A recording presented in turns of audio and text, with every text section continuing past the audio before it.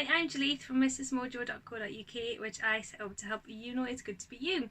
And today I'm going to talk to you about how I got into coaching and how it might help you or your child. So, really, when I started out in my career, I used to be a journalist reporting on people's misery, and I got into PR and communications, and I found that I was doing the same.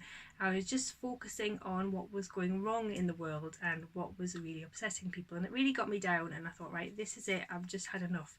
So in my spare time I studied a psychology degree and I did life coaching. I also worked for a charity, sort of heading up their communications team to just focus on what was going right in the world and how I could help people, and that's what I really wanted to do, was help people. So when I studied life coaching, it was really an eye-opener to find out that the things that can go wrong in your life are often starting up here with what you think about yourself, what you think about your situation, how you react to things, all of the beliefs you've had in your life that have pretty much been passed on through generations, through families, and the fact that you've got the power to change them. It's not easy, and having done this sort of for about 15-20 years now, I would say that it does take practice. It's like a habit. It's like sort of when you've got to go to the gym and practice and work on those muscles. It's the same thing with your mindset. It's small daily steps as the best way to keep on top of it. So for me, what I did when I've done my coaching is I write down I write down all of my goals and all my dreams, and what I found over the years is pretty much what I write down I get. Sometimes I try too hard to make it happen, other times I just sort of trust that it's going to happen, but generally it does come true. So I like to look back in my journals over the years and see what's come true, and I've had these results for my clients. And one of the sort of, not favourite, but a client I absolutely adored working with a few years ago came to me because her daughter was struggling at school. She was really anxious, stopped going to school, the teachers were noticing, the local authority was getting in touch with the mum because the daughter was just not going to school because she was too anxious. She didn't fit in, she didn't feel comfortable, she felt like she was being bullied, she felt like it was too hard. And the mum came to me saying, can you help her?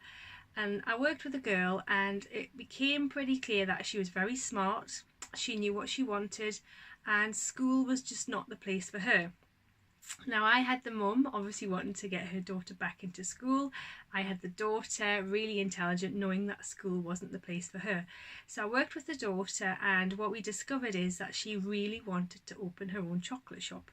She adored making chocolate. It's what she talked about, it's what she did in her spare time. It's all she wanted to do. So what we did is we worked together and we came up with a plan of how she would have this chocolate shop.